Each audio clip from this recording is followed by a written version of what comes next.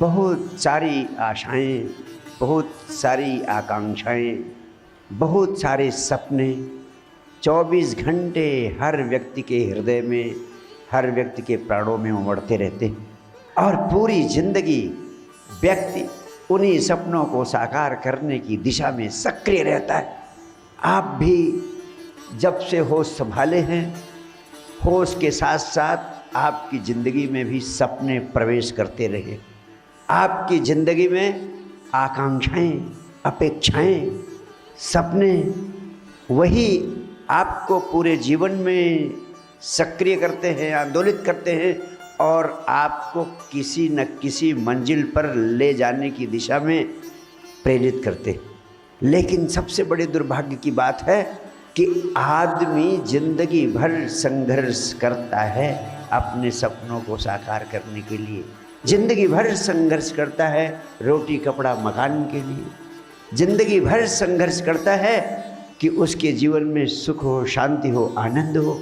और इन्हीं आकांक्षाओं को पूरा करने के लिए, आपकी भीतर की आशाओं को तृप्त करने के लिए कैसे आपकी ज़िंदगी में आनंद की रसधार पैदा हो जाए, और इसी आवश्यकता को पूरा करने के लिए इस पृथ्वी पर हमने भगवान को पैदा किया, भगवान की धारणा पैदा की। भगवान हमारी आवश्यकता की उपज है, हमने ही उसका आविष्कार किया।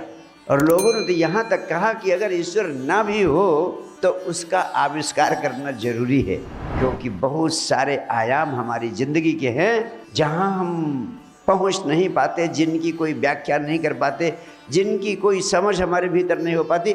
उनको समझने के लिए हमें ईश्वर की खोज करनी पड़ती है, ईश्वर को स्वीकार करना पड़ता है, ईश्वर को आविष्कार करना पड़ता है।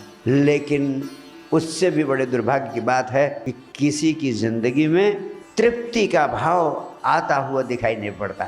शायद ही कोई व्यक्ति हो इस पृथ्वी पर जो कह सके कि मैं पूरी तरह तृप्त हूँ, पूरी तरह आनंदित हूँ, पूरी तरह संतुष्ट हूँ। कोई भी व्यक्ति नहीं। और अगर कोई व्यक्ति ऐसा मिल जाए तो वही समझ लेना, वही बुद्ध है, वही महावीर है, वही कृष्ण है, वही क्राइस्ट है, वही मोहम्मद है। और मैं कहना चाहता हूँ, तृप्ति का ये भाव, संतुष्टि का ये भाव आप पैदा करने की आप सबके भीतर क्षमता है। और यही यह बात भी कह देना चाहता हूँ, जिस व्यक्ति के भीतर तृप्ति का भाव, संतुष्टि का भाव, आनंदित रहने का भाव पैदा करने की क्षमता है, वो व्यक्ति भौतिक जगत की हर संपदा को पाने की क्षमता भी पैदा कर लेता है। दोनों क्षमताओं में विरोध नहीं है। ऐसा नहीं है कि आप परम शांति को, परम आनंद को और परमात्मा को पा जाएं और इस संसार की सुविधाएं, इस संसार के वैभव, इस संसार का ऐश्वर्य, इस संसार की धन संपदा, उससे आप वंचित रह जाएं।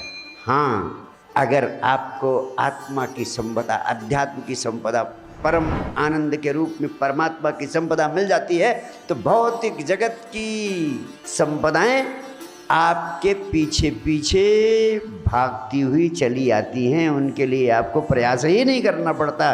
चाहे जिसकी ज़िंदगी को देख लो, आपको उसके लिए प्रयास ही नहीं करना पड़ता है। वह आपको जहां आप पहुंचते हैं वहीं उपलब्ध होने लगती है। तो आखिर कौन सा उपाय है, कौन सा साधन है, कौन सी साधना है जिसके माध्यम से आत्मा और भौतिक जगत की संपदा आपको मिल सकती है?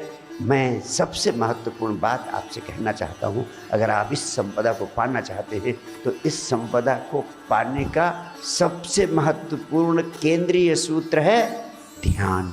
सरलतम भाषा में कहूँ तो ध्यान की अवस्था में होने का अभ्यास आपको हो जाए तो आपके भीतर जो शक्तियाँ हैं, जिनके माध्यम से आत्मा और भौतिक जगत की सारी संपत्तियाँ पाई जा सकती हैं, उसकी कुंजी आपको मिल जाती है।